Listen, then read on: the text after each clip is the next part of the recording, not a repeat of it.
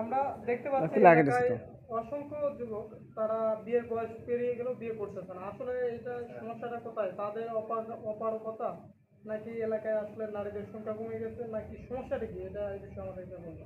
এটা প্রাথমিক অবস্থায় দেখা যায় আমাদের এখানে শিক্ষার একটা বিষয় থাকে, শিক্ষিত কিন্তু বেকার মূলত।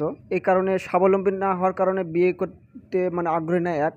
আর দ্বিতীয়ত অনেকে আছে যে ওই যে মানে প্রেম ভালোবাসার কারণে সময় টাইম পাস করে, ওটার আগ্রহটা কমে যায়, এটাও একটা বিষয়।